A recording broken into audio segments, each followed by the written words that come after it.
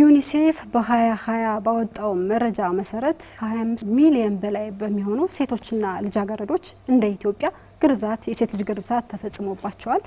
እንግዲህ ይህ መረጃ የሚያሳየው ግርዛት ከአመት አመት ቢቀንስም አሁንም ድረስ መቆም እንዳልቻለ ነው። ሀገራችን ኢትዮጵያ የሴት ልጅ ግርዛትንና መሰል ኢሰባዊ ድርጊቶችን በመቃወም ስምምነት ካደረጉ ሀገራት መካከል ትጠቀሳለች። እንግዲህ የሴት ልጅ ግርዛትንና መሰል ኢሰባዊ ድርጊቶችን ከመከላከል አንጻር ደግሞ ከፍተኛ ሚና እየተወጡ ከሚገኙ ተቋማት መካከል የእምነት ተቋማት ይጠቀሳሉ። ሰላም ጤና ይስጥልን ተመልካቾቻችን፣ እንዴት አላችሁ? አማራ ሚዲያ ኮርፖሬሽን ከአክሽን ኤድ ኢትዮጵያ ጋር በመተባበር ለተከታታይ ወደ እናንተ የሚያደርሷቸው መሰናዶዎች እነሆ ዛሬም ይቀጥላሉ። በዛሬው መሰናዶአችን ደግሞ የሴት ልጅ ግርዛት ጋር ተያይዞ የእምነት ተቋማት እየሰሩ ያሉ ስራዎች ምን ይመስላል የሚለውን ወደ እናንተ የምናደርስ ነው የሚሆነው። እስከ ዝግጅታችን ፍጻሜ ደግሞ ከኛ ጋር ቆይታ እንድታደርጉ የአክብሮት ግብዣችን ነው። እዚህ ስቱዲዮ ደግሞ የእምነት ተቋማትን ወክለው የሃይማኖት አባቶችን ጋብዘናል። እንግዲህ ስለመጣችሁልን እጅግ በጣም ነው እናመሰግነው። እንኳን ደህና መጣችሁ ማለት እወዳለሁ። እንኳን ሰላም ቆያችሁ። እሺ እንግዲህ የሴት ልጅ ግርዛትን ከመከላከል አንፃር በየሁሉም እምነት ተቋም ውስጥ ብዙ ስራዎች ሲሰሩ ቆይተዋል። እንደ አጠቃላይ የሴት ልጅ ግርዛት ላይ እምነታችን ምን ይላል ከሚለው እስኪ ጥያቄ ልጀምር። እንደ ኢትዮጵያ ኦርቶዶክስ ተዋሕዶ ቤተክርስቲያን እምነት ስለ ሴት ልጅ ግርዛት እንግዲህ ይህ አስተምህሮ የቤተ ክርስቲያን የኛ የአባቶች ነበረ። የሴት ልጅ ግርዛት አስከፊ መጥፎ እንደመሆኑ ከመጽሐፍ ቅዱሳችንም ግርዛት እንደሌለ እንደማያዝ የህፃናት ሞት አንዱ እልቂት የነበረው በግርዛት መንስኤ ነው። ምክንያቱም እግዚአብሔር አምላካችን መድኃኒታችን ኢየሱስ ክርስቶስ አቅዶና ወጥኖ ያስቀመጠውን የሴት ልጅ ግርዛት በ5 እና በ4 በተለያዩ ግርዛት አንደኛው እንዲህ ያለውን አካል ነው መንገርዝ፣ አንደኛው እንዲህ ያለውን አካል ነው መንገርዝ እያለ ባልተጣጣመ በአካባቢ ገራሽ ወይም በአካባቢ ወጀሳ ዝም ብሎ ሲጫወትባቸው እናቶች ሲያልቁ ህፃናት ሲያልቁ የነበሩ ያሉ እስካሁን ድረስ ያልተቀረፈ በጣም ብዙ ጥረት እያስወሰደን ያለ። ስለዚህ ከቤተ ክርስቲያናችንም ከባህል ይወጣ ከመጽሐፍ ቅዱስ ውጭ እንደ ልምድ እንደ አካባቢ እንደ ሃይማኖት አድርገው ያዙት ነው። ስለዚህ በቤተ ክርስቲያናችንና በእምነታችን እንደ መጽሐፍ ቅዱስ አስተምህሯችን የሴት ልጅ ግርዛት የተወገዘ የተከለከለ ነው። በእኛ እምነት በእኛ በወንጌላውያን እምነት ግርዛት የጀመረው በስነ ፍጥረት መጽሐፍ ወይም በዘፍጥረት መጽሐፍ ምዕራፍ 17 ቁጥር 11 ላይ ነው። አብርሃምን እግዚአብሔር ሲጠራው አብርሃም ለእግዚአብሔር ምላሽ ሲሰጥ በአንተና በእኔ መካከል ቃል ኪዳን እንዲሆን አንተም ተገረዝ፣ ካንተም ጋር ያሉ ወንዶች በሙሉ ይገረዙ፣ ይሄ ግርዛት ደግሞ የሚቀጥል ነው፣ እስከ ትውልድ ድረስ የሚቀጥል ነው እና ያንተና የኔ ቃል ኪዳን ይሄ ነው ብሎ እዛ ላይ ትእዛዝ የሰጠው ለወንዶች ብቻ ነው። ካንተ ጋር ካንተም ጋር ያሉ ወንዶች በሙሉ የቃል ኪዳን ስለሆነ ከትውልድ ትውልድ የሚቀጥል ሆኖ ወንዶች እንዲገረዙ የሚል ትእዛዝ በመጽሐፍ ቅዱሳችን እዛ ላይ ነው የሚገኘው። ኢቨን አባታችን አብርሃም በ99 ዓመት ነው የተገረዘው። ከግብፃዊቱ ከአጋር የተወለደው እስማኤል በ13 ዓመት ነው የተገረዘው። ስለዚህ ወንዶች በሙሉ ከዛ በኋላ እዛው ላይ ዝቅ ብሎ ወንድ ልጅ ሲወለድ በ8 ቀኑ ይገረዝ ይላል። ወንድ ልጅ ሲወለድ በ5 ባንድ አይደለም፣ በ8 ቀኑ ማንኛውም ወንድ ልጅ በ8ኛ ቀኑ ይገረዝ ይላል። ስቲል በሳይንስም የተረጋገጠ ነው። በ8 ቀን ነው የሚገረዘው። እንግዲህ እኔ የሕክምና ተማሪ ባልሆንም ግን በመረጃዎች ባነበብኳቸው በ8ኛ ቀኑ ሰውነታችን ላይ የደም የሆነ ነገር ቢቆርጠን ደማችን እንዲረጋ የሚያደርገው ኬሚካል ወይም ኢንዛይም የሚፈጠረው በ8 ቀኑ ነው ይባላል። እሱ ለሐኪሞች እንተው። ግን ወንዶች በተወለዱ በ8ኛ ቀኖች ይገረዙ፣ ወንድ ሁሉ ይገረዙ ተብሎ ተሳስቷል። በእኛም እምነት ሴት ልጅ ማንም አያስገርዝም። እዚያ ላይ ወንዶች ነው ያለው፣ ወንድ ነው ያለውና ሴት የሚል እዛ ላይ የለውም። እኔ ሴት ልጅ አለችኝ አላስገረዝኩም። አሁን 9 ዓመቷ ነው፣ ኦልሞስት ወደ 10 እየሄደች ነው። አላስገረዝኩም፣ ሌሎችም አልተገረዙም። ስለዚህ እኔ ከልጅነት የጀመረው ነው በዚህ መጽሐፍ ቅዱስ ማነበብ በወንጌል ውስጥ ያለውት አስገርዘን አናቅም እና ወንድ ሁሉ ይገረዛል፣ ሴት ግን ትእዛዝ ውስጥ የለችም። በጣም ጥሩ። ሼክ መሐመድ እስልምና እምነት ምን ይላል? ቢስሚላህ ራህማን ራሂም አልሐምዱሊላህ ረቢል ዓለሚን ሰላቱ ወሰላሙ ዐላ ሰይይዲል አንቢያ ወልሙርሰሊን። ግርዛትን በተመለከተ ጥቅሉ ሲነገር ግርዛት የተጀመረው በታላቁ ነብይ በነብይ ኢብራሂም ላይ የተጀመረው የነብዩ ሐዲስ እንደሚያመለክተው እርሳቸውም በ80 ዓመታቸው ነው ተገርዘዋል የሚለው። ከዛ በኋላ ያሉ ነብያቶችም ትእዛዙን ተቀብለው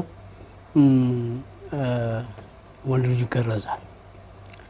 ግርዛት ወደ አፈጻጸም ስንመጣ ነብዩ አለይሂ ሰላቱ ወሰላም አንድ ቦታም ሴት ልጅ ገረዙ የሚል አስተምሮ የላቸውም። ነገር ግን ሲሰሩ ያዩአቸውን ማሳሰቢያ ሰጥተዋል። ያን ማሳሰቢያ ቀጣይ የምናየው ሆኖ ነገር ግን ጥቅል የሆኑ ንግግሮች አሉ። ጥቅል የሆኑ ንግግሮች ምንድናቸው? 5 ነገራቶች እስላማዊ ሱና ናቸው ወይም ተፈጥሮ ናቸው ብለዋል። መገረዝ፣ ጥፍር ማቁረጥ፣ እነዚህ ጢሞችን ማስተካከል የሚሉ ነገሮች እነዚህ የላኛውን ቀድሞ ቀነስ የምንለው ማለት ነው ማስተካከል ተፈጥሯዊ ሱና ናቸው ብለው ያሏቸው መካከል አንደኛው ግርዛት ነው። ይህም ቃል ጥቅል ነው፣ ሴትን ወንድን አይገልጽም። ጥቅል ቃል ነው ቃሉና በሌላም ሐዲሳቸው ነብዩ አለይሂ ሰላቱ ወሰላም ጥቅል ቃል ነው የተገለጸውና በዛ መንገድ ነው። አጋጣሚ ሆኖ ነብዩ አለይሂ ሰላቱ ወሰላም መዲና ከሄዱ በኋላ አንዲት ሴት ባለሙያ ነበረችና ሴቶች ሲወለዱ ትገርዛለች። በምትገርዝ ሰዓት ነብዩ ሰለላሁ ዐለይሂ ወሰለም ነገሩን ሲያውቁ ጥንቃቄ አድርጊ እንዳትበዲ የሚል ነገር ላቱን ሂኪ ብለዋታል። ላቱን ሂኪ ማለት ድንበር ያለፈ ነገር እንዳታረጊ በማለት ገልጸዋል። ያ ማለት ምን ማለት ነው? የሴት ልጅ ብልት በባህሪው እንትን ነው የሚዘለጥ ነገር ነውና ወሊድን የሚያስቸግራልና ይሄ ለምጥ እንዳይሆን ነብዩ አለይሂ ሰላቱ ወሰለም ያስተማሩት አስተማረው ምንድነው ያሏት? ሸተት አድርገሽ ለፊና ሸተት ማለት ምን ማለት ነው? ተውነት ልጅ ላይ ከሽንት መብቀያ ከፍ ብለሽ የተወሰነ ጮል ያለ ነገር አለ እሷን ሰንጠቅ አድርጊ የሚል ነገር ነው የሚያስተላልፉት። እሱ ህግ ምንድነው ብለን ስንወስድ ያን አስተምሮ መሰረት አድርጎ የነብዩ አለይሂ ሰላቱ ወሰለም ማበረታቻም ሰጣ ያውቁም አስተምረው ማያውቁም። ነገር ግን ሲሰራ ግን ተውት በዛ መንገድ አልፈውታል። ያለፉት ነገር አይተው ያለፉት ነገር ህግ ሆኖ ይጸድቃል የሚል አሰራር ስላለ ያን ተከትሎ ብዙ ሀገራቶች አሁን ይገርዛሉ ሴቶች። ነገር ግን ሲገረዝ አሁን በተጨባጭ ሁኔታ በባለሙያም በተለያዩ ጥናቶችም ሲቀርብ የምናረጋግጣቸው የዛ ጊዜ የነበረውን አገራረዝና አሁን እየተሰራ ያለው አገራረዝ በጣም አስቸጋሪና የተላላቀ ነው። ምክንያቱም አሁን በሁለት እንከፍለዋለን። ግርዛት የሚለው ፈርዖን የሚባል አለ፣ ፊርዓውናዊ አገራረዝ የሚባል አለ። ያ ማለት ምን ማለት ነው? ዙሪያውን መሰንጠቅ። ያ እስላማዊ አሰራር አይደለም፣ መበደል ነው። በደል ደግሞ እስልምና ያወግዛል በሚል አስተምሮት የተለያዩ ስብሰባዎች አድርገናል፣ ውይይት አድርገናል። መጨረሻ ላይ የተነጋገርነው እንደ ፌደራል የዑለማ ምክር ቤትም መግለጫ ወጥቷል፣ ውሳኔ ወስኗል። አንዳንድ ያችን ሐዲስ መሰረት በማድረግ የነብዩ አሰራር አይደለ ብለው የሚሞግቱ ስለሚኖሩም ምንድነው ያደረግነው? ሁሉም ጥናቱን እንዲያቀርብ ተጠይቆ ጥናቱን አቀረበ። መጨረሻ ላይ ውሳኔ ያሳረፍነው አሁን እየተሰራ ያሉ ስራዎች የጠቅላላ ብዙ ክልሎች ቀርበዋል። አሰራሩ ትክክል ሆኖ ስላላገኘ ነው መቆም አለበት የሚል ውሳኔ ተደርሷል። ስለ ሴት ልጅ ግርዛት በየትኛውም ቦታ የተጠቀሰ አስተምሮት የለም። ስለዚህ የሴት ልጅ ግርዛት እንደውም ቅድም መጋቢ ደሳለኝ ሲያነሱት እንደነበረው የሰው ልጅ በአምላክ አምሳል የተፈጠረ ከሌሎች ፍጥረታት በተለየ የአምላክ የእጁ ስራ ነው፣ ምንም ጎደሎ የለውም። ስለዚህ ሴትን መልካም አድርጎ በአምሳሉ እንደፈጠራት ቅዱስ መጽሐፍ ያስተምረናል። ስለዚህ ሴት ልጅ መግረዝ ማለት አምላክ ተሳስተሃል፣ አጉድለሃል በሚል በአምላክ ስራ ላይ እንደ መሳለቅ ይቆጠራል። ሌላ በዚህ በመጽሐፍ ቅዱስ ላይ ብዙ ጊዜ በማህበረሰባችንም ደካሞች የምንላቸው አቅም የሌላቸው ሁሉም ደካማ አይደለም፣ ሁሉም በክብር የተፈጠረ ነው። ነገር ግን ማህበረሰባችን በተለያየ አረዳድ ሴቶችንና ህፃናትን ይጫናቸዋል እና ጌታችንና መድኃኒታችን ኢየሱስ ክርስቶስ ለነዚህ ለታናናሾቹ በጎ ነገር ያደረገ ለእኔ እንዳደረገ እነዚህ ታናናሾቹን የጠበቀ ለነዚህ ለታናናሾቹ እንክብካቤ ያደረገ ለእኔ እንዳደረገ ነው ይላልና አሁን በዚህ ዘመን በእውነት ጾታዊ ጥቃት የሚደርስባቸው ህፃናትና ሴቶች ናቸው። ለምን ሲፈጠሩ በክብር የተፈጠሩ ሆኖ ሳለ ማህበረሰቡ ካለው መረዳት የተነሳ ለህፃናትና ለሴቶች ዝቅ ያለ አመለካከት አለ። ስለዚህ በሴቶች እህቶቻችን ላይ የሚደረገው ብልታቸውን መተልተል ያንን መከላከል ለእግዚአብሔር እንደመቆም ተደርጎ በቅዱስ መጽሐፍ ይታሰባል። ስለዚህ በአጠቃላይ በሁለቱም በክርስትናውም በእስልምናው አስተምሮ የሴት ልጅ ግርዛት ሃይማኖታዊ መስፈርት የለውም። በሃይማኖት ጽድቅ ተደርጎ ሊቆጠር አይችልም፣ ኃጢአት ነው።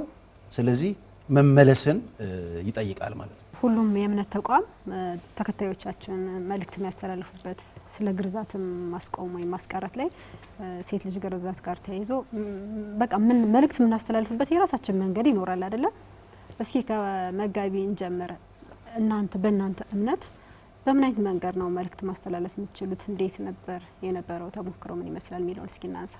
የሴት ልጅ መገረዝ ሳይንሱንም ፕሩፍ ማድረግ አለብን። ትክክልም ነው። ለምንድን ነው መጽሐፍ ቅዱስ ወንድ ብቻ ወንድ ይገረዝ ያለው ሴት ለምን ያላለው? ቅድም ወንድም ፋሲል እንደገለጸው ትክክል ነው ፈጣሪ እና ሴት ልጆችን መገረዝ እንግዲህ ቅድም አባታችን ያለው ነበረ ሸህም ነካርገውታል። የስሜት መነሳሳት እንዲቀንስ የተወሰነ ነገር እኛም እኮ ይባላል ይሄ ካልተገረዘች የሆነ ነገር ትሰብራለች፣ እቃ ትሰብራለች፣ እንደዚህ አይነት እቃ ወጣ ገባ ትላለች የሚል እንትን አለ። እሱ ተፈጥሮ ነው። እንግዲህ እሱን ስንመለከተው ትልቁ የሴት ልጅ በግንኙነት ጊዜ እርካታ ያለው እዛ ላይ ነው። እሱን ማንሳት ማለት ጀስት ልታገባ ትችላለች፣ ኢቭን ልትወልድ ትችላለች። ግን አብዛኞቹ ዲቮርስን ስናይ የሴክሹዋል አለመጠጣም ነው። እሱ በደንብ ስናጠናው የምንሄደው እንደዚህ የተገረዙ ሴቶች ክላማክስ ላይ አይደርሱም ማለት ለስሜት የመርካ እንትን አይሉ ቢኮዝ የስሜታቸው በግንኙነት ጊዜ ሊያረካቸው የሚችለውን ክፍል ከተነሳ ሴቶቹ ስሜታቸው ትክክል አይሆንም እና የስሜት መዘበራረቅ ይኖራል፣ አለመጠጣም ይኖራል። ስለዚህ እሱ ዋና ነው። በሳይንስ ምን ስናየው ትልቁ የሴት ልጅ የግብረ ሥጋ ግንኙነት ስቲሙሌት የሚያደርገው እዛ ፓርት ላይ የሚገረዘው አሁን ሰዎቹ ትክክል ባልሆነ መንገድ ወይም ደግሞ የሚገርዙት ፓርት ላይ አብዛኛውን ሳይንስ የሚያረጋግጠው ብዙ ነገሩ ያለ እዛ ላይ ነው። እሱን አነሳን ማለት ተፈጥሮ እንድትረካ ተፈጥሮ እንድትደሰትበት ያደረገውን ነገር አነሳን ማለት ጀስት ሰላሟን በትዳር የምታገኘውን እርካታ እኛ ወላጆች ወይም ደግሞ አሳዳጊዎች ጎዳናት ማለት ነው፣ ወሰድንባት ማለት ነው። ስለዚህ ሴት ልጆች እንደዚህ ስለሚያመጣ መጽሐፍ ቅዱስን በሳይንስ ፕሩፍ አድርገን ማለት ነው። ማለት መጽሐፍ ቅዱስ ሳይንስ አንዳንዴ ላይቀበለው ይችላል። መጽሐፍ ቅዱስ ሳይንስን የማይቀበለው ነገር ይኖራል። ግን ይሄኛውን ግን በፍጹም በሳይንስ ስናየው ይሄ መነካት የለበትም። ሴቶችን በስነ ምግባር ማሳደግ፣ ሁኔታውን ማያዝ፣ ስሜት እንዴት የኢሞሽናል ኢንቴሊጀንስ እንዲኖራቸው መስራት ነው እንጂ ስሜቷ እንዲቀንስ ተብሎ እሱ ማንሳት ቅድም እንደሚፋሲል እንዳለው እሱ መጉዳት ስለሆነ በፍጹም ሴት ልጆች አይገረዙም። እንዲያውም እኛ መድረክ ላይ ሴት ልጅ ትገረዝ አትገረዝ ጭቅጭቅ የለም። መጽሐፉ ስለሚል ወንድ ይገረዝ ይላል። ወንድ በ8ኛ ቀን ይገረዛል። ከዛ በኋላ ከተውትም በፈለገው ጊዜ ክሊኒክ ሄዶ ሊገረዝ ይችላል። ስለዚህ ወንድ ይገረዝ ተብሏል፣ ሴት አትገረዝም ተብሏል። ለምንድን ነው ወንድ ይገረዝ ያለው? የቃል ኪዳን ምልክት ነው። ቢገረዝ ጉዳት ስለሌለው ነው፣ ፈጣሪ ስለሚያውቅ ነው። ሴትን ዝም ያለው ለምንድን ነው? በእኛ አስተምሯችን መጋቢዎች፣ የቤተክርስቲያን ሽማግሌዎች በሙሉ አገልጋዮች በቤተሰብ ትምህርታቸው ላይ ይህንን ነው የሚያስተምሩት። የእኛም ማስተምሩ ይሄ ነው። ስለዚህ ህፃናት እንክብካቤ፣ ጥንቃቄ፣ ጥበቃ ሊደረግላቸው ይገባል። ሙሉ አካላቸው ነው። ለመውለድ አይከለክልም። የተገረዘ ሴት ለመውለድ አይከለክላትም፣ ለግንኙነት አይከለክልም። ስለዚህ እንዲያውም በትዳር ጊዜ የመርካት መወሰንን ራሱ ሊያመጣ ይችላል። ማትረካ ከሆነ ሌላ ችግር ምክንያቱም በመቀየር እርካታ አለ ብለው ሊያስቡ ይችላሉ። ግን እሱ አይደለም ኬዙ። ስለዚህ እሱ መንገድ ስለምናስተምር በየትኛውም ቦታ ላይ አባታችንም ፋሲልም ሸም ተናግረውታል። ሴት ልጅ መገረዝ የለባትም። ስለዚህ እንዳትገረዝ ገጠርም ይሁን ከተማም ይሁን እንዳይገረዙ የማያውቁ አሁን እኛ ዘሮቻችን እኛም በሆነ የገጠር ልጆች ነን። ስንሄድ ዘመድ ጋር አጎቶች ጋር ወንድሞቻችን ጋር እንናገራለን፣ እንዳታስገርዙ፣ ጉዳቱን እናገራለን። ዛሬ አጥር ትዘላለች፣ ዕቃ ትሰብራለች ብለህ ብትገርዛት ነገ ትዳሯ ላይ ነገ ህይወቷ ላይ ችግር ትፈጥራለህ። ስለዚህ እዚህ ጋር ልጅቷን በባህሪ ማሳደግ በስነ ምግባር ማሳደግ ነው እንጂ የሚሻለው እሷን ገርዘ ነገ ዘመኗን በሙሉ የማትረካ የማትደሰት አድርገህ ማሳደግ ስለሌለብህ እኔ ወንድሞችን እንደዛ ነው ማስተምራቸው አሉ ትላልቆችም ትንንሽ። በዚህ መንገድ እየተከላከልንም እየሰራንም እንገኛለን። በአካባቢ በሚገባቸው እንደ ባህልም እንደ ቋንቋም በሚገባቸው መጽሐፍ ቅዱስን እያጣቀሱ መጀመሪያ ካህኑን ማስተማር ነው። ካህኑን ማስተማር በእኔ ስር ያሉትን 50ና 60 ካህኑን ወር እንደው ያን ማስተማር። ከዚያ ወዲያ ደግሞ በእነዚያ ውስጥ ደግሞ የሚተዳደር ንስሐ ልጅ አለ። ደግሞ በእኔ ውስጥም የሚተዳደሩ ደግሞ ንስሐ ልጅ አሉ። እዚያ በኋላ እያንዳንዱ ካህን ንስሐ ልጁን ካረገዘሽ ጀምሮ ቁጥጥር ማድረግ መከታተል። ሴት ከወለድሽ ብሎ ሴት ስትወልድ በ7ኛው ወይም በ8ኛው ቀን ቄደር ያነባል። ቄደር የሚባል አለ። በያን ጊዜ ሴት ነው መጽሐፍ ስምም የመጽሐፍ ስማቸውም ያን ጊዜ ነው የሚሰየም። የዛን ጊዜ አንቺ ብታስገርሽ ከቤተ ክርስቲያንም ውጭ ነሽ፣ ከሃይማኖትም ከአካባቢም ባህል ውጭ ነሽ ብሎ ካህኑ እንዲያስተምርና እንዲያወግዛት ቀጥታ እንዳታስደርግ በዚህ በዓል እንዲቀረፍና እንዲታገድ እስካሁን እየሰራን እንገኛለን። ሙሉ በሙሉ ባናስቀረው ግን በቃ ይጠይቁናል። እንደ ሃይማኖት በእግዚአብሔር ዘንድ ኃጢአት አለው ይሄ እንኮነን የለ ለምንድን ነው የምታግዱን እያሉ ሁላ የሚጠይቁናሉ። እኛ ግን አዎ አብርሃም አንተን የመሰሉ ልጆችንም ቅድም ከመጋቢ እንደተጠቀሰው ሁሉ አንተ አስገርዝ፣ አንተን የመሰሉትን ወንዶች ልጆችን አስገርዝ፣ ሴት ልጅ ግን አስገርዝ አላለውም። ያን ጊዜ አንተ አላለው፣ አላዘዝላት። ስለዚህ በዚህ መልኩ በሚገባቸው ቋንቋ ካህኑን እኛ ማስተማር፣ ካህኑ ወርዶ ደግሞ ወደ ታች ማስተማር። ሲቀጥል ደግሞ እንደ አካባቢ የጤና ባለሙያዎች አሉ፣ የእድር ኮሚቴዎች አሉ፣ ከህብረተሰብ ክፍሎች ከህብረተሰቡ ጋር በጣም ግንኙነት ያላቸው ሰዎች አሉ። እነዚያን ደግሞ እንጓያለን። የሴት ልጅ ግርዛት እንዴት ነው? እገሊት እኮ የገሊት ልጅ የሞተ እኮ ስትገረዝ ደም ፈሷት ሞተ ያን ጊዜ። ስለዚህ ይሄ እኮ አስከፊ ድርጊት ነው፣ እግዚአብሔርም ያላዘዘው ነው። ለምንድን ነው ያገራጁስ እመይያዝ እያለ በዚህ ሁሉ ሰፊ ውይይት እንጓያለን። በዚህ መልኩም ብንቀጥል ሙሉ በሙሉ እናስቀረዋለን የሚል እምነት አለ። አንድ ልጅ ተወልዶ በ7 ቀኑ ስም ይወጣለታል፣ ራሱ ይላጫል። መገረዝ የሚያስፈልገው የዛ ጊዜ የሚገረዘው ይሄ ነብዩ አስተምሮት ነው። ሴት ልጅን በተመለከተ አሁን ላይ ያለው ተጨባጭ ሁኔታ እኛን ደክመናለን እንጂ እኔ አዊ ዞና ነው የምኖረው፣ በእኛ አካባቢ የለም ቀርታ። ስለዚህ አስተምሯችሁ ውጤታማ ነው? የለም ጭራሽ። ምናልባት እኔ መረጃ ወደ ገጠር አካባቢ ራቅ ያለ ቦታ ካለ ስላይ መረጃ የሌለኝ ቦታ ካልሆነ በስተቀር የለም። ምን አይነት መንገድ ተከትላችሁ እንደዛ ማድረግ የተቻለው? ሱና ነው። ሱና የሚባል ነገር እኮ ብትፈልገው በሰራ ስራ ባሰራ ተው የሚል ነው አስተምሮ እንትኖስ መልእክቱ ራሱ። ስለዚህ ሴት ልጅ ብዙን ጊዜ በባህል ነው የሚገረዙት። በባህል በሚገረዙ ሰዓት የሚወገደው ቆዳ ለሴት ልጅ ለወሊድ ለማማጥ የሚያስቸግር ክፍል ነው። ነገ በምትወልድበት ሰዓት ችግር ውስጥ የሚያስገባትና ብሎም ደግሞ ልጁን ታፍኖ ሌላ ውስጥ የሚገባበት አጋጣሚ ይፈጠር። በዛ እንግን ሆኖ ባለሙያዎችም ያስተምራሉ፣ የጤና ባለሙያዎችም ያስተምራሉና በዚህ ጉዳይ ላይ እኔም የሴት ልጅ አባት ነኝ፣ ጎረቤቶችን ማቃለሁኝ፣ የሃይማኖቱም መሪ ነኝ። ነገር ግን አሁን የለም። እንደ ማህበረሰብ እንደ መንግስትና እንደ መንግስታዊ ያልሆነ ድርጅቶች መንግስታዊ ያልሆኑ ድርጅቶችን ጨምሮ ምን ቢያደርጉ ትላላችሁ? ግርዛትን ከማስቀረት አንጻር ምን ይጠበቃል ብለው ያስባሉ? እስኪ ሸው ከዚሁ እንቀጥል። ገራዦች አካል የጥቅም ተካፋይ ናቸው። የሚገረዙ አካል ዳቦ አላቸው፣ የሚጠጣ አላቸው፣ ቡና አላቸው። አልፎም ደግሞ የሚቆጠር ነገር ይኖራቸዋልና እነሱ ከድርጊታቸው ተቆጥበው አስተማሪ የሚሆኑበትን ነገር ቢፈጠር የተሻለ ነገር ነው። ምክንያቱም ጥቅማችን ነው ብለው ስለሚያስቡ፣ በእንጀራችን መጣች ብለው ስለሚያስቡ እነዛ ሰዎች ላይ ባህላዊ ግርዛት የሚፈጽሙ ሰዎች ላይ ተገቢ የሆነ ግንዛቤ ቢሰጣቸውና የአስተማሪ አካል ሆነው ቢመጡ ውጤታማ ልንሆን እንችላለን የሚል አመለካከት አለኝ። ሌላ ወላጆች ላይ ነው። ወላጆችንም በተለያየ ተቋማት በተለይ በጤና ተቋማት ቢገለጽ ጉዳትና ጥቅምን ቢመዛዘን ይበቃል፣ ችግር የለም እንስራው ተብሎ የሚወስድ አካል ላይ ይሄን በመስራት ይሄን ጥቅም ታገኛለህ ከተባለ ግን በመስራት ደግሞ ይሄ ጉዳት ያስከተለ ከተባለ ጥቅምና ጉዳት ሲመዘኑ ጉዳት የሚያመዝን ከተገኘ በእስልምና አስተምሮት ይወገዛል። ስለዚህ እንደዛ ሆኖ ጠጋርጎ እናት አባት ወላጅንም አስተምሮት ቢሰጥ የተሻለ ይሆናል ብዬ አምናለሁ። በሌላ በኩል የሃይማኖት አባቶች አንዳንድ ቦታ ላይ እንቅፋት ሊሆኑ ይችላሉ ብዬ ገምታለሁ። ብዙን ጊዜ ገጠር አካባቢ ያሉ ሰዎች ያው ነብዩ ያልከለከሉትን እናንተ ለምን ትከለክላላችሁ ይላሉ።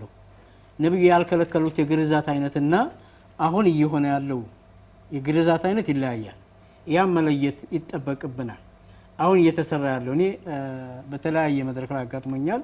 አዳማ ላይ አንድ ቦታ ላይ ስብሰባ ሲያደርጉ ከአፋር ነው ከሶማሊያ አካባቢ የመጣ በቃ በምስል እያሳዩ በጣም እኛም ለማየት በሚያሸማቅቅ ሁኔታ ያን ስናየው ይሄን ግርዛት አትበሉት ነው ያለው አካባቢ የሃይማኖት አባቶች። ይሄ እኮ ግርዛት አይባልም፣ እኛም የምናውቀው ግርዛት ይሄ አይደለም፣ ይሄማ አካል መተልተል ነው፣ ይሄ በቀጥታ መቆም አለበት፣ ስሙንም ቀይሩት የሚል ነገር ነው የተነጋገር ነውና አንዳንድ አባቶችም እየተሰራ ያለው ልጅቱን በሚጎዳ መንገድ ስለሆነ በሙያ ስላልሆነ በባህል ስለሆነ በባህል የሚሰሩ ስራዎች ተከጥቀማቸው ጉዳቸው ስለሚያመዝን ጉዳቱ የሚያመዝን ነገር ደግሞ ሁሉም ሰው ትኩረት ሰጥቶ ጥንቃቄ ቢያደርግ ነው። ይሄ ህይወት አድን ነው፣ ነፍስ አድን ነው። ያላወቁ እናቶቻችን፣ እህቶቻችን፣ አባቶቻችን በእውነት ብዙ ስቃይና መከራ የደረሰባቸው ሳንደርስላቸው ብዙ ህጻናት የተጎዱ አሉ። ስለዚህ እንደው ይብቃኝና ሁላችንም የኔ ነው ብለን እናንተም ሌላ አጋራትም አብሮ በቃ ወደፊትም የሚቀጥል ልክ ይህን ስናስተምር ይህ ብቻ ሳይሆን ወዲያውኑ በሴት ልጅ ጎጂ ልማዳዊ ድርጊት ብዙ ተጽዕኖ ነው ያለባቸው። ያለ ዕድሜ ጋብቻ አለ፣ ጠለፋ አለ፣ በቃ ብዙ ጉዳት አለባቸው። ስለዚህ ሁላችንም ተነሳሽነት ኑሮን እንደ ሁላችንም የሰማይ ዋጋ እንድናገኝ ብንበረታታ እንደው መልእክቴን አስተላልፋለሁ። እዚህ ያለነው ሰዎች ከጀርባችን ብዙ የእምነቱ ተከታዮች በከተማም በገጠርም ያሉ ናቸው። በተለይ ወላጆች በተለያየ መድረክ እኮ እንገናኛለን። ከጤና ቢሮ ጋራ፣ ከባህር ዳር ከተማ የጤና መምሪያ፣ ከዞን ከክልል ጋር አሁን እናወራለን። ከኤንጂኦዎች ጋር እናወራለን። ኢቭን ባህር ዳር ላይ እኮ አለ። ባህር ዳር ላይ እኮ የሴት ልጅ ግርዛት አለ ማለት አሁን እንትን ለማለት አይደለም። የእንታም ቅድም ተናግረዋል። ጠፍቷል። ቢጠፋ ኑሮ እንገናኙ ነበር። እዚህ አለ የግንዛቤ ጥረት አንለውም መቼም የግን አይደለም። የተማሩ ሰዎች ኢቭን ማለት ነው የተማሩ ሰዎችም የሚያስገርዙ አሉ። ቅድም አባታችን እንዳሉት እነዚህ ወይ ደግሞ ወይ ጥቅም አልገባቸውም ወይ ምናልባት የእምነታችን አንዱ ክፍል ነው ብለው አስበው ሊሆን ይችላል እንጂ መገረዝ ልጃቸውን የሚጎዳ ሆኖ ቢያውቁ እኔ ይተዋሉ ብዬ ነው የማስበውና አሁንም ቢሆን ለሚሰማን ለሚያደምጠን ህዝባችን በፍጹም ፈጣሪ ትክክል ስለሆነ ሴት ልጅ እንደተወለደች እንዲሁ አድጋ ትዳሯን ይዛ መቀጠል ነው ያለባት እንጂ ሴት ልጅ ብትገረዝ በጣም ዘመኗን ሁሉ የሚጎዳት ነገር አለ። ባትገረዝ ግን ዘመኗን ሁሉ የሚጠቅማት ነገር ስላለ ሁላችን አንደኛ ማስገረዝ ጽድቅም አይደለም። እንዲያውም ማስገረዝ ራሱ ወንጀልም ሊሆን ይችላል። አለማስገረዝ ግን ስላላስገረዙ እኔ ፈጣሪ ሊኮነኝ ሊጸድቀኝ አይችልም ቃሉን ስለሆነ ማለት ነው። ወንድ ይገረዝ ነው የተባለው። አስተምሯችን የሚሰማን ህዝብ ወንዶች ይገረዙ። ቅድም ሸም ሲናገሩ ነበረ። ኖርማሊ እኮ አናቶሚውን ስናይ እኮ እንትን ይባላል እኮ አሁን እውነት ለመናገር ማለት ነው። ስለዚህ ወንድ እንዲገረዝ የፈቀደው ሴት እንዳይገረዝ የፈቀደው እሱም ያውቀው ስላለ ነው። ከፈጣሪ በላይ እኛ ስለማናውቅ እንዲሁ እንዳለ ተፈጥሮን እንቀበል፣ ተፈጥሮን ተቀብለን እንሄድ። የተማሩ ሰዎችም በገጠር ያሉም ሰዎችም አንዳንዶች የተማሩ አንዳንዶች ያልተማሩም አሉ። ግን ምናልባት ጎጂ ባህል የለም፣ ጎጂ ልማድ ነው ያለው እና ጎጂ ልማድ ነው ሴት ልጅ ማስገረዝ ጎጂ ልማድ ነው። ቅድም አቶ ፋሲል እንደተናገረው ፈጣሪ ልክ አልነበርክም፣ የሴት ልጅ ብልት ላይ እንዲህ አይነት ነገሮች መኖር አልነበረባቸውም ማለትም ነው። ስለዚህ ከእምነትም አኳያ ትክክል አይደለም። መጽሐፍ ቅዱስም አይናገርም፣ አይገልጽም። በብሉይ ኪዳን ነው ብንልም አዲስ ኪዳን ላይም የለም። እንዲያውም ልጆች ህፃናት ወደ እኔ እንዲመጡ አትከልክሏቸው፣ ተዋቸው፣ መንግስተ ሰማያት እንደዚህ ልባቸው እንደ ህፃን ለሆነ ንጹህ ለሆነ ቀና ለሆነ ነው ብሎ እንኳን አስተምሮባቸዋል። ስለዚህ እነዚህም ልጆች ለተለያየ ስጋት ለተለያየ ፍርሃት ማጋለጥ ትክክልም አይደለም። በህግም በደንብም የወጣ አይደለም አይደል እንዴ? የኛ ክልል ይሄንን አይቀበልም። የህፃናት ኮንቬንሽን ኢትዮጵያ ፈርማለች፣ ብዙ እንትኖች ማለት ነው። በአፍሪካ ደረጃ በዓለም ደረጃ ፈርማለች። ስለዚህ እሱን ተረባርበን ማስቀረት አለብንና ይሄን የምታደርጉ ወገኖች ሴት ልጆቻችሁን አታስገርዙ፣ ከምትጠቅሟቸው ይልቅ የምትጎዷቸው ይበልጣልና እንዳለ አሳድጓቸው፣ እንዳለ ለወግ ማድረግ አብቋቸው እላለሁ። አመሰግናለሁ። እናመሰግናለን። አቶ ፋሲል መድረኮችን ስትመሩ እንደዚህ አይነት ሀሳቦችን ስትጋሩ የምታገኙት ነገር ይኖራልና አጭር ሀሳብ ጠቅልል አድርገው ምን ይጠበቃል እንደው እናንተ ካላችሁ ተሞክሮ አንፃር? በነገራችን ላይ ሁሉም ቤተ እምነት የራሳቸው መግለጫ አላቸው፣ የራሳቸው አቋም አላቸው። የኢትዮጵያ ኦርቶዶክስ ቤተክርስቲያን፣ የኢትዮጵያ እስልምና ጉዳዮች፣ የሰባተኛ ቀን አድቬንቲስት፣ ቃለ ሕይወት፣ መካነ ኢየሱስ፣ የካቶሊክ ቸርች፣ እነዚህ ሁሉም አባል ቤተ እምነቶች ይህንን የሚያወግዝ መግለጫ አላቸው። በጋራም የሚያስተምሩበት ማቴሪያል አላቸው። ስለዚህ ይሄን ለህዝቡ በደንብ ማድረስ ይገባል። ሌሎቹ መንግስታዊ ተቋማትና መንግስታዊ ያልሆኑ ድርጅቶች ደግሞ ይህ በሴት ህጻናት ላይ የሚደርሰውን በደል ከመቋቋም አንጻር ከማስቀረት አንጻር የሃይማኖት ተቋማትን ሚና በደንብ በመገንዘብ ለነሱ ቅርብ ሆነው የሃይማኖት መሪዎችን ተደጋጋሚ የግንዛቤ ማስጨበጫ መድረኮችን ማካሄድ ይኖርባቸዋል። ለምን የአንድ የሃይማኖት መሪ ካመነ አሁን እኮ እኛ እግዚአብሔርን አላየነውም፣ አላህን ማንም አላየውም። ግን ሸሁ ሲነግሩን፣ ካህኑ ሲነግሩን፣ መጋቢው ሲነግረን ያላየነውን አምላክ እናምናለን፣ እንቀበላለን፣ በውስጣችን እናኖራለን። ስለዚህ ተቋማት በሙሉ እውነት በቃ ዝም ብሎ ለፕሮጀክት ፔሪድ መፈጸሚያ ብቻ ሳይሆን እውነት የሚያደማ ስራ የሃይማኖት መሪዎች ላይ በደንብ መስራት አለባቸው። የሃይማኖት መሪ ካመነ በቃ ሁሉም ነገር መፍትሄ ያገኛል ማለት ነው። ለምን የሃይማኖት መሪ ሲናገር ይደመጣል እና ከዚህ ችግሮች መውጣት ካለብን በዚህ ያለ ዕድሜ ጋብቻና የሴት ልጅ ግርዛት ላይ የሚሰሩ ተቋማት ከሃይማኖት ተቋማት ጋር በጋራ ትርጉም ያለው ስራ ለውጥ በሚያመጣበት ደረጃ ከላይ ከትልልቆቹ አባቶቻችን ጀምሮ እስከ አጥቢያ አገልጋዮች ድረስ ግንዛቤ መፍጠር፣ ከዛ በላይ ደግሞ የህግ የበላይነት የሃይማኖት ተቋማት እያስተማሩ፣ የጤና ባለሙያው እያስተማረ፣ የህግ ባለሙያው እያስተማረ ይህንን የሚፈጽም በሀገራችን ወንጀል ነው። ስለዚህ የህግ የበላይነትን ደግሞ ማስከበር፣ ሰዎችን መቅጣትም ያስፈልጋል። ምክንያቱም መቅጣት ያስተምራል። ስለዚህ መቅጣትም ያስፈልጋል። ለዚህ ደግሞ ህጉንም በደንብ ማሻሻል፣ ተፈሪ እንዲሆን እንዲፈራ ማድረግ። አንዳንዴ ሰዎች ግንዛቤ ካላቸው በራሳቸው ልቦና ከዛ ድርጊት ይሸሻሉ።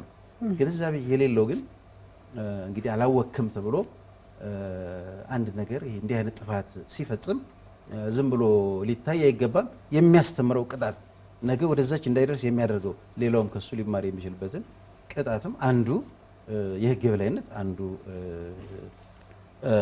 አስፈላጊ ነገር መሆኑን አነሳለሁ። ስለዚህ ሁላችንም የጋራ ርብርብ ያስፈልጋል።